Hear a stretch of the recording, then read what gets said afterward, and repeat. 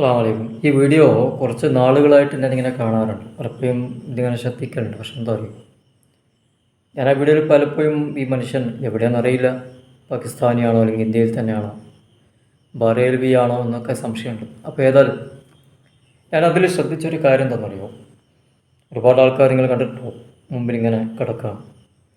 അപ്പോൾ ഈ മനുഷ്യൻ ഇങ്ങനെ തസ്ബീഹ് മാല മറിക്കുന്നില്ല, അതിങ്ങനെ ഇങ്ങനെ ആക്കുകയാണ്. ഒന്ന് തസ്ബീഹ് മാല മറിയുന്നില്ല, മറ്റൊന്ന് എന്തെങ്കിലും ഒരു ദിക്റ്, മന്ത്രിക്കുന്ന ഒരു ദിക്റ് എന്തൊക്കെ ചെല്ലണം, അത് ചെല്ലുന്നില്ല. പിന്നെ മൂപ്പർ ആകപ്പാട് ചെയ്യുന്നുണ്ടല്ലോ. എന്നിട്ട് ആ മൈക്കിൻ്റെ അടുത്ത് പോയിട്ട് ഒന്ന് ആ ഇഷ്ഫ് ഒന്നും ആക്കുന്നില്ല, ഒരു ഊത്താണ്. പക്ഷെ അത് നമ്മൾ ഈ മന്ത്രിച്ചൂതുമ്പോൾ സാധാരണ രീതിയിൽ ഇഷ്ഫി എന്നാ പറയാം. ഇതൊന്നുമില്ല. ഇത് മൂപ്പർ ഈ പറയുന്ന സംഗതിയൊന്നും ഇയാൾ ചെയ്യുന്നില്ല. ഇയാൾ ആകപ്പാടെ ഇതിങ്ങനെ കുലുക്കുക, ഇതിങ്ങനെ കുലുക്ക്, ഇത് കുലുക്കി സർവത്തോ ഇതിങ്ങനെ കുലുക്കുക, എന്നിട്ട് ഇങ്ങനെ ആക്കുക. എന്നിട്ട് മൈക്കിൻ്റെ അടുത്ത് പോയിട്ട് എന്ത് ചെയ്യാം, ഒരു ഊത്ത. ഈ മൈക്കിൻ്റെ വോള്യങ്ങളൊക്കെ കൂട്ടി മൈക്കിൽ ഊതുന്ന സമയത്ത് ഈ മുമ്പിലേക്കുന്ന ഈ മടയന്മാരുണ്ടല്ലോ, അങ്ങനെ തന്നെ പറഞ്ഞാൽ എല്ലായിടത്തും ഉണ്ടാവും ഈ മുളപോയ സാധനങ്ങൾ. നമ്മുടെ കേരളത്തിൽ എല്ലായിടത്തും ഉണ്ട് ഈ തലപോയ സാധനങ്ങൾ. അതിൽ എൻജിനീയർമാരുണ്ടാവും, ഡോക്ടർമാരുണ്ടാവും, വലിയ വലിയ ബിരുദെടുത്ത വലിയ വലിയ ഉദ്യോഗസ്ഥരുണ്ടാവും. ഇപ്പോൾ ഈ പുറം കാഴ്ചയിലേ ഉള്ളൂ ഈ ഉദ്യോഗസ്ഥവും ഡോക്ടർമാരും എഞ്ചിനീയർമാരും. കുറേ വിദ്യാഭ്യാസം ഉണ്ടെന്നുള്ളൂ, പക്ഷേ ഇതിൻ്റെ അകത്തൊന്നുമില്ല. ഇയാളിത് മൈക്കിന് ഊതുക, നിങ്ങൾ കണ്ടില്ലേ, ഊതുമ്പോൾ സഹസിന്ന് കുറേ എന്താണ് ഇങ്ങനെയൊക്കെ വെച്ചിട്ട് ഇങ്ങനെ പിടിച്ചിട്ട് ഇത് എന്ത് ത്വരീക്കത്തിൻ്റെ ആണോ ഒന്നും അറിയില്ല, ആദ്യമായിട്ട് കാണും. ഇത് അറിയുന്നവർ പറയണം കേട്ടോ. എല്ലാത്തിനും ന്യായീകരിക്കാൻ ആളുണ്ടാവുമല്ലോ, ന്യായീകരണ തൊഴിലാളികൾ നമ്മുടെ ഇടയിൽ നല്ലോണം ഉണ്ടായിരുന്നു, പ്രത്യേകിച്ച് ചിലവൊന്നുമില്ലല്ലോ. അപ്പോൾ ഇതിങ്ങനെ പിടിച്ചിട്ടാണ് ഇതിങ്ങനെ പിടിച്ച് ഇയാളിങ്ങനെ മൈക്കിങ്ങനെ വന്ന് ഊതുമ്പോൾ കരച്ചിലും പിടിച്ചലും ഒച്ചപ്പാടും കാര്യം ഇതൊക്കെ സത്യം പറഞ്ഞാൽ ഇതൊക്കെ ഉണ്ടല്ലോ. ഈ അവസാനം തീരാനാകുമ്പോൾ ഇങ്ങനത്തെ ഓരോന്നും പൊട്ടിപ്പുറപ്പെടുമെന്ന് പ്രവാചകൻ പറഞ്ഞിട്ടുണ്ട്, അതിൽ പെട്ടതാണ്. ഇനി അതല്ല എന്തെങ്കിലും മന്ത്രിക്കുന്നെങ്കിൽ ഇതിപ്പോൾ ഞാൻ പറയില്ലേ, മുമ്പേ ഈ അറ്റക്കോയയുടെ വിഷയങ്ങളൊക്കെ പറയുന്ന പോലെ അറ്റക്കോയ പിന്നെ ഒന്നുമില്ലെങ്കിൽ സലാത്തുൽ ഫാത്തിഹ പോകുന്നുണ്ടായിരിക്കും. ഇതിപ്പം നോക്കി, ഇതെന്ത് കഥ, അറ്റക്കോയ ഒന്നുമില്ലെങ്കിൽ സലാത്തുൽ ഫാത്തിഹ ഒരു സുബ്ഹാനല്ലാഹ് പറയുന്നുണ്ട്, സുബ്ഹാനല്ലാഹ് അൽഹംദുലില്ലാ, അയാൾ അതെങ്കും പറയുന്നു. ഇതിപ്പോൾ ഒന്നുമില്ലല്ലോ. ഇത് വെള്ളത്തിൽ മീൻ ബായി വളർത്തുന്ന പോലെ ഇങ്ങനെ ആക്കാമെന്നല്ലാണ്ട് ഒരു കാര്യമില്ല. ഇത് തസ്ബീഹ് മാല കുറേ കുലുക്കുക, മുഖം നോക്കാൻ വേണ്ടിയിട്ടാണ് എനിക്ക് സംശയം. ഒന്നിക്ക് തസ്ബീഹ് മാല മരിക്കുന്ന കാണാം, ഇത് ഈ പിടിച്ചെടുത്ത് തന്നെ ഉണ്ട്, പിടിച്ചെടുത്ത് ഇങ്ങനെ കുളിക്കുകയാണ്. തെങ്ങ് കുലുക്കി തേങ്ങ വന്ന പോലെ ഇതിങ്ങനെ കുളിക്കുക.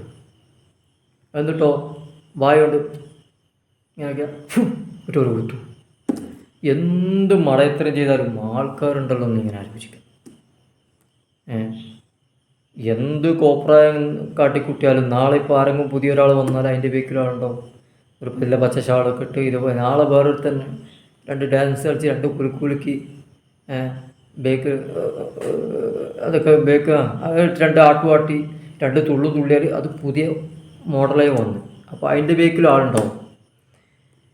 അപ്പോൾ ഇത് കണ്ടപ്പോൾ ഇങ്ങനെ ആലോചിക്കുകയാണ്. കാരണം മന്ത്രിച്ചു കൊടുക്കുന്നതിലൊന്നും കുഴപ്പമില്ല. മന്ത്രം എന്ന് പറയുന്നത് ഇസ്ലാമിൽ പറഞ്ഞതാണ്, വലുതായ ദിക്റുകൾ അല്ലെങ്കിൽ ഖുർആൻ കൊണ്ട് മന്ത്രിക്കുക.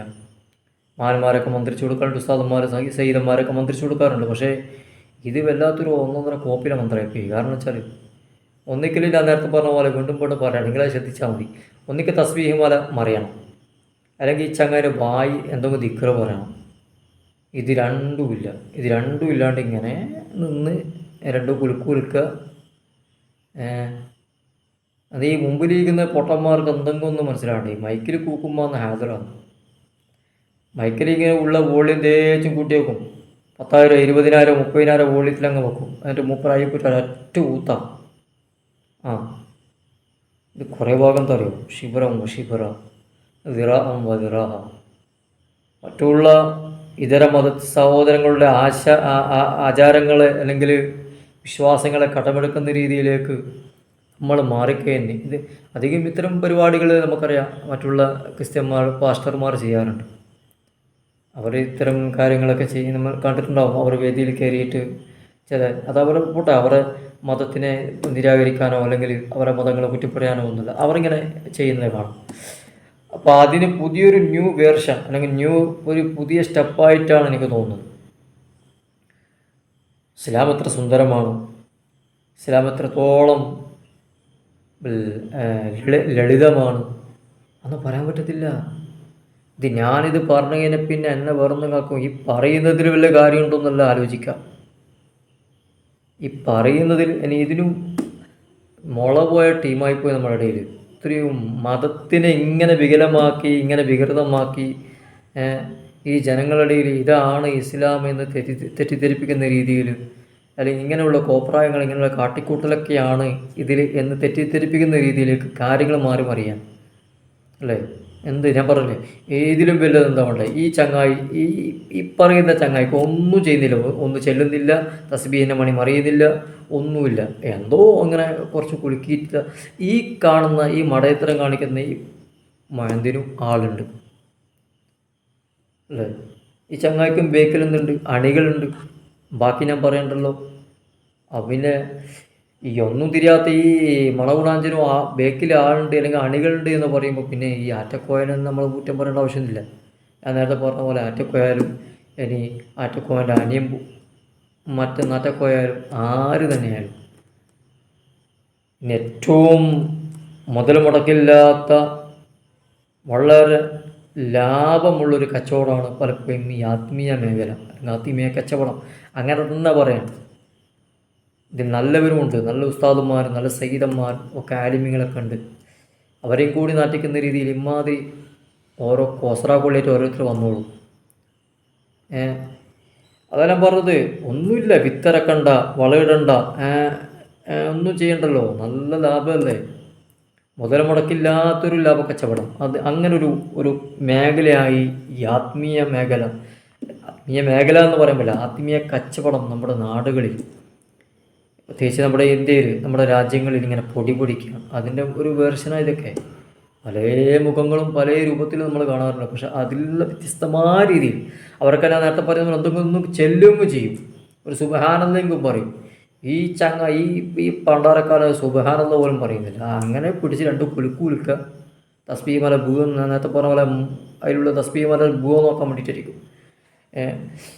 എന്നിട്ട് ഇതും നോക്കിയിട്ട് കുറേ ആണും പെണ്ണലൊക്കെ കൂടി കന്നിട്ട് ഇതിൻ്റെ ബേക്കിലും കുറേ ആൾക്കാരുണ്ട്. അപ്പോൾ ഇതൊക്കെ എന്താണെന്നല്ലോ, ഇതൊക്കെ വലിയൊരു എന്താ പറയുക, ഒരു സംഘമാണ്. അല്ലെങ്കിൽ ഇതിലൊക്കെ ഒരുപാട് പ്രവർത്തിക്കുന്ന ആൾക്കാരുണ്ടാവും. ഇതിൻ്റെ പിന്നണിയിൽ ഇതിൻ്റെ ലാഭം വിഹിതം പങ്കുകൊള്ളുന്നവരും എതിർത്ത് കഴിഞ്ഞാൽ അല്ലെങ്കിൽ അതിനെതിർക്കാൻ പോയി കഴിഞ്ഞാൽ അവിടെ ഉണ്ടാവും കൊട്ടേഷൻ ടീം. ഇങ്ങനെയുള്ളവർ നമ്മൾ ശ്രദ്ധിച്ചാൽ മതി. ഇവർക്കൊക്കെ കൊട്ടേഷൻ ഉണ്ടാവും. കൊട്ടേഷൻ ടീം എന്താ പറയുക, കൊട്ടേഷൻ ടീം. പൈസ കൊടുത്തിട്ട് ഇവരെ എതിർക്കുന്നവരോട് അല്ലെങ്കിൽ ഇവരെ ഇതാക്കുന്നവരോട് ഭീഷണിപ്പെടുത്തി നിർത്താനും അവരെ വായടപ്പിക്കാനൊക്കെ പിന്നിൽ അണികളുണ്ടാവും, കൊട്ടേഷൻ ടീം ഉണ്ടാവും, അതിനെ പറ്റിയ ആൾക്കാരുണ്ടാവും. അതധികവും ഇങ്ങനെ തന്നെയാണ്. ഈ ആത്മീയപരമായിട്ട് തട്ടിപ്പ് മേഖലയിലുള്ള എല്ലാവരുടെ കഥയും ഈ ഒരു രീതിയിൽ തന്നെ ആയിരിക്കും പോകുന്നുണ്ടാവുക. അല്ലാതെ ഇവർക്ക് എന്താണ് ഇത്ര ഇത് നിർത്തലാക്കേണ്ടവർ നിർത്തലാക്കൂല. കാരണം എന്താ പറയുക, അവർക്കും ഒരു വിഹിതം കിട്ടുന്നുണ്ടാവും. ഈ പൈസൻ്റെ മുകളിൽ പലപ്പോഴും ഇത്തരം വിഷയങ്ങൾ സാമ്പത്തിക രീതിയിലേക്ക് അല്ലെങ്കിൽ പണമുണ്ടാക്കുന്ന ഒരു മേഖലയായിട്ട് ഞാൻ നേരത്തെ പറഞ്ഞ പോലെ പരിവർത്തിപ്പിക്കപ്പെട്ടു പോയി. പിന്നെ ഇത് തടയാനോ പിടിക്കാനും ആരും മുന്നോട്ട് വരില്ല. കാരണം അവർക്ക് കിട്ടുന്നുണ്ടാവും. പിന്നെ നമ്മളിങ്ങനെ ചില ആൾക്കാരിങ്ങനെ ഇത് തെറ്റ് കാണുമ്പോൾ ഇങ്ങനെ പറയാമെന്നല്ലാതെ വേറൊന്നുമില്ല. പിന്നെ പറഞ്ഞിട്ട് ഏതെങ്കിലും ഒരാൾക്ക് മനസ്സിലായാൽ, തെറ്റാണെന്ന് മനസ്സിലാക്കി ബോധ്യപ്പെട്ട് സ്വയം പിന്മാറുന്നവരുണ്ടെങ്കിൽ അങ്ങനെ പിന്മാറിയാൽ വളരെ നല്ലത്. അങ്ങനെ മാറുന്നുണ്ടെങ്കിൽ മാറിക്കോട്ടെ എന്ന് കരുതിയിട്ടാണ് പലപ്പോഴും ഈ പല ഇങ്ങനെയുള്ള എല്ലാത്തിനെയും എതിർക്കപ്പെടുന്നത്. ഇങ്ങനെ വ്ലോഗ് ചെയ്യുന്ന ആര് തന്നെയാലും അവർ ഉദ്ദേശിക്കുന്നത്, അവർ പറയുമ്പോൾ അവിടെ നിയത്ത് നമ്മുടെ പറച്ചിൽ കൊണ്ട് ആർക്കെങ്കിലും അങ്ങനെ തോന്നിയാൽ, ഹിദായത്തുണ്ടായാൽ മാറണം, ഇത് തെറ്റാണെന്ന് തോന്നിക്കഴിഞ്ഞാൽ അതല്ലേ നല്ലത് എന്ന് കരുതിയിട്ടാണ് ഇത്തരം കാര്യങ്ങൾ കാണുമ്പോൾ. പറയണ്ട എന്ന് കരുതിയാലും പിന്നെയും ഇതിങ്ങനെ അടിച്ച് കയറുന്ന കാണുമ്പോൾ പറഞ്ഞു പോവാണ്. ഏതായാലും ഇത്തരം തട്ടിപ്പുകൾ നമ്മൾ എന്ത് ചെയ്യുക, ശ്രദ്ധിക്കുക, സൂക്ഷിക്കുക എന്ന് മാത്രമേ പറയാനുള്ളൂ. ഇൻഷാ അല്ലാഹ് അടുത്ത വീഡിയോസുമായി വീണ്ടും കാണുന്നവരെ അസ്സലാമു അലൈക്കും വറഹ്മത്തുള്ളാഹി വബറകാതുഹു.